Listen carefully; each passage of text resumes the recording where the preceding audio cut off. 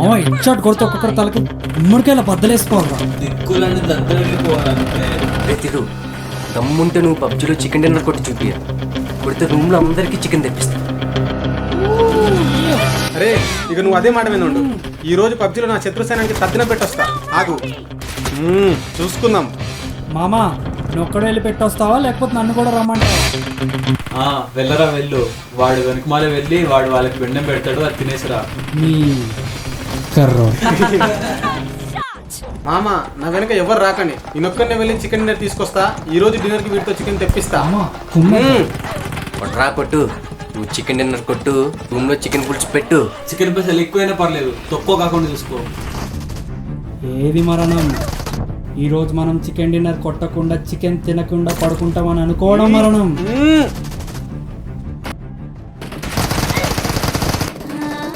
ధీర ధీర ధీర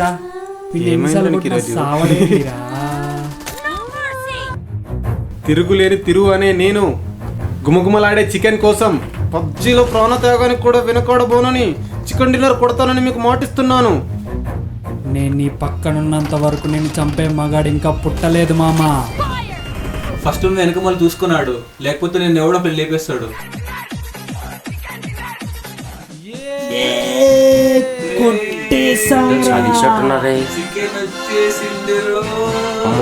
chicken కోసం ఎంతకన్నా దిగిస్తారు. మొత్తానికి chicken కొట్టేసారు. తెప్పిస్తాను ఆపండ్రా. అశేషమైన రూమ్ ప్రజానికానికి తెలియజేయడం ఏమనగా, ఇప్పుడు మధు చికెన్ తీసుకొస్తున్నాడు, మనం దాన్ని తినబోతున్నాం. కరెక్ట్ టైంకి వచ్చాడు. రే మామా, ఇలా మధుగాడు చికెన్ పార్టీ ఇస్తున్నాడు, కొంచెం నీ బండితానం ఇస్తే వెళ్ళి చికెన్ తీసుకొస్తా. రే ఇదిగో కార్డ్ తీసుకొని ఒక ఫుల్ బాటిల్ మందు తీసుకుంటారు. ఏంట్రా, మేము రూమ్లో తాగుతానంటేనే తిట్టేవాడివి, అలాంటిది నువ్వే డబ్బులు ఇచ్చి మందు తీసుకురమ్మంటున్నావు. సడన్ గా ఈరోజు ఏమైందిరా నీకు? You change Ravi, you change. ఇదే ఊపిలో వెళ్ళి కాటన్ బీర్లు తీసుకొచ్చేస్తా. లే లే లే లే లే లే లే. చికెన్ తెప్పించిన మన మధుకి అండ్ వాళ్ళ లైఫ్లో అండ్ మన లైఫ్లో ఫస్ట్ టైం మందు తెప్పించి తాగుతున్న మన రవికి రూమ్ ప్రజానికం తరపున హృదయపూర్వక జోహార్లు. అరే వెళ్ళదారా? అరే మంది అనుకున్నావా మంచినీళ్ళు అనుకున్నావరా? మామా బీర్ ఉందిరా.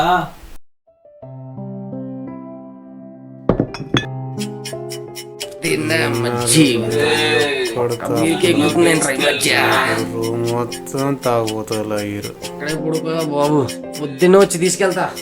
వీడికైతే తాగితే గేది సోయి ఉండదు.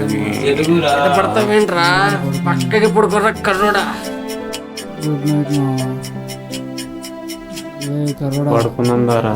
నువ్వు వెళ్ళి పడుకో. సరే నేను వెళ్ళి పడుకుంటా. బాయ్.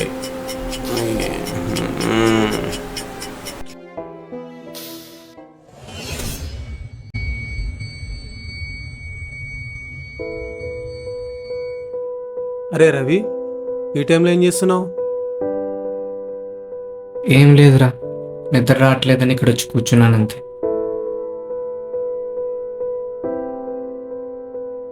ఎప్పుడు మందు గురించి ఆలోచించని వాడివి అంతలా తాగావంటే ఏదో జరిగింది.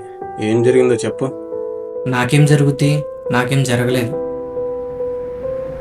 ఏం జరగకపోతే ఒంటరిగా కూర్చొని ఏం రాస్తున్నావు? అరే రవి, రోజు ఆఫీస్ నుంచి నవ్వుతూ వచ్చేవాడివి, అందరినీ నవ్వించేవాడివి. అలాంటి నువ్వు అడగకుండానే మందు తెప్పించి అంత మందు తాగి కూడా పడిపోకుండా స్టడీగా ఉన్నావు అంటే నీ గుండెలో బాధ బరువెక్కుందని అర్థమవుతుందిరా. ఏం జరగలేదంటే అర్థం కావడం లేదా? ఏం లేదా? ఓకే, చేతిలో పేపర్ ఏంటి? ఒకసారి ఇటు ఇవ్వు. ఆగరా. అమ్మా నాన్న నన్ను క్షమించండి, నాకు ఇక బతకాలని లేదు. నేను ఒక అమ్మాయిని నా ప్రాణం కంటే ఎక్కువ ప్రేమించాను. ఆ అమ్మాయి ఇంకా నా లైఫ్ లో ఉండనని వెళ్ళిపోయింది. ఆమె లేని ఈ లైఫ్ నాకొద్దు. Sorry sorry. పొజిషన్లో ఉంటే నీకు అర్థమయ్యి. సరే గాని నిన్నటి వరకు బాగానే ఉన్నారు కదరా, సడన్ గా ఏమైంది? కావ్య బ్రేకప్ చెప్పిందిరా. ఏంటి సడన్గా ఆమెకేమైందిరా? నిన్నటి వరకు బాగానే ఉన్నారు కదా. నిన్నటి వరకు కాదు, ఈరోజు కూడా ఫోన్లో బాగానే మాట్లాడు. మరి ఎందుకు బ్రేకప్ చెప్పింది? కావ్య ఈరోజు మా ఆఫీస్కి వచ్చింది. ఇద్దరం క్యాంటీన్లో కూర్చున్నాం. కావ్య తన ఫోన్ టేబుల్ మీద పెట్టి వాష్రూమ్కి వెళ్ళింది. హార్ట్ హిట్టర్ ఆన్ యాస్ అనే నెంబర్ నుంచి 2-3 టైమ్స్ వరుసగా ఫోన్ మోగుతూనే ఉంది. వాట్? ఏం పేర్రా ఇది? హార్ట్ హీటర్ అని యాసా? ఇదేం పేర్రా? లిఫ్ట్ చేయగానే అతను వాడు బేబీ ఎన్ని గంటలకు బుక్ చేయమంటావు రూమ్ అని అడిగాడు రా. ఆ మాట విన్న వెంటనే కట్ చేశా. కావ్య రాగానే అడిగా ఎవరిది నెంబర్, ఊరికే కాల్స్ వస్తున్నాయని. కాల్స్ వస్తున్నాయని లిఫ్ట్ చేస్తే రూమ్ ఇప్పుడు బుక్ చేయాలంటున్నాడేంటి అని అనగానే నేనేదో తనని టార్చర్ పెడుతున్నట్టు, నాలాంటి సైకోలు ఏ అమ్మాయికి దొరకకూడదని అందరి ముందు గట్టిగా అరిచి వెళ్ళిపోయిందిరా. ఈఎంఐ ఏంట్రా ఇలా చేసింది? అరే నీకు నేనేం చెప్పాలో ఎలా చెప్పాలో నాకు అర్థం కావడం లేదురా. ఎవరేం చెప్పినా నాకైతే లైఫ్ వద్దురా. అరే పిచ్చి వాళ్ళ మాట్లాడచ్చు. పిచ్చివాడైనా అనుకో, ఏమైనా అనుకో, నాకైతే బతకాలని లేదు. నువ్వు నన్ను ఈరోజు ఆపుతావు, రేపు ఆపుతావు, ఎల్లుండైనా చచ్చిపోతా. ఓకేరా, చనిపోదులే, అలా కిందకి వెళ్ళి మాట్లాడుకుందామా? చూర్రా రవి, నేను నీకు ఏం చెప్పినా నీకు చిరాకు కోపం పక్కా వస్తుంది. ఒకటి మాత్రం చెప్పగలను, ఈ కాలం ఆడపిల్లల్ని మాత్రం ప్రిడిక్ట్ చేయలేకపోతున్నాం. ఎందుకంటే వాళ్ళకి ఏం కావాలో వాళ్ళకే క్లారిటీ లేదురా. ఈ కాలంలో అమ్మాయిలు ఎందుకు ఇలా అవుతున్నారు? రవి, ఈ కాలం ఆడపిల్లలు ఆస్తికి అందానికి తొందరగా అట్రాక్ట్ అవుతున్నారు. వాళ్ళకు తెలియని నిజం ఏంటంటే ఆ రెండు ఎవరి దగ్గర శాశ్వతంగా ఉండవని. అరే రవి, ఆ పరమేశ్వరుడి దగ్గర ఏముందని ప్రేమించి మరీ పెళ్లి చేసుకుందిరా మహాతల్లి. అందుకేనేమో ఆ మహాతల్లికి ఊరూరా గుళ్ళుంటాయి. ఒకసారి కాల్ చేయనా అనుకో. రవి, ఈ కాలంలో నిజమైన ప్రేమ, స్వచ్ఛమైన ప్రేమ దొరకదు అంటారు. అలాంటి ప్రేమ దొరకాలంటే పొందే వాళ్ళకు కూడా అలాంటి మనసే ఉండాలి మామ. సరే చెయ్యి.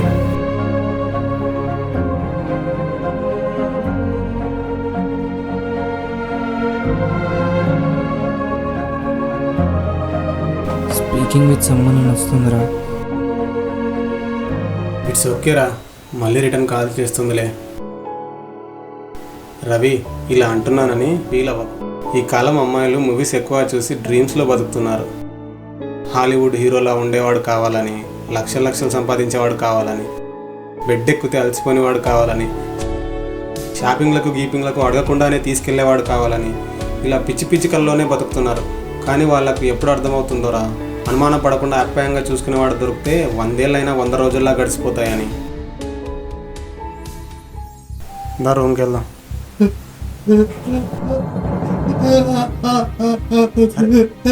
అరే రవి, ఆగ్రా. అరే రే ఆగ్రా రవి. ఎంత జరిగినా నేనేదో మిస్టేక్లో జరిగిందేమో అనుకున్నాను, కానీ ఇంతలోనే అన్న నెంబర్ నుంచి వాళ్ళిద్దరికి ఫొటోస్ నా వరకు వస్తాయని అనుకోలేదు.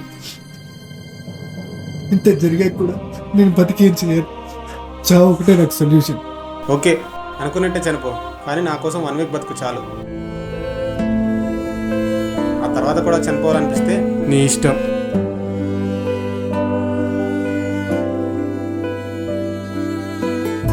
అవన్నీ నాకు తెలీదు. ఒక 1 వీక్ నీ సూసైడ్ని పోస్ట్ పోన్ చేసుకో.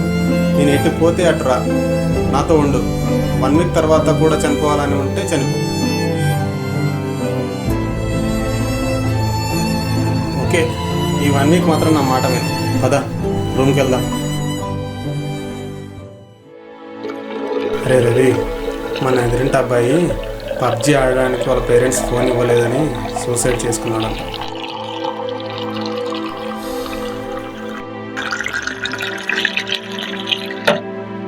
రే, వీడెవడ్రా బెట్టింగ్లో 1 lakh పోయాయని 10th floor నుంచి దూకి చనిపోయాడంట. ఏంటోరా బాబు, ఏమి సూసైడ్సో ఏంటో అర్థమే కాదు. ఇష్టం లేని పెళ్లి చేశారని ఓ వివాహిత ఆత్మహత్య చేసుకుంది. 5 నెలల క్రితం శ్రీకాకుళానికి చెందిన హరికృష్ణతో లక్ష్మికి వివాహం. రే, పెళ్ళాం వీడు తెచ్చిన చికెన్ వండలేదని వీడెవడో సూసైడ్ చేసుకొని చనిపోయాడంట.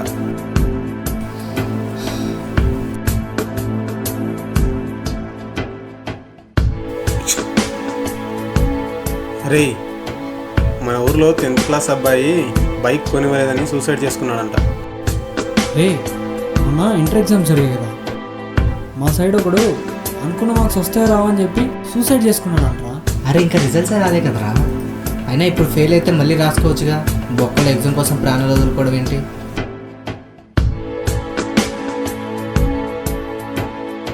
రే, ఎంబీబీఎస్ సీట్ రాలేదని ఒకడు సూసైడ్ చేసుకున్నాడు నిన్న.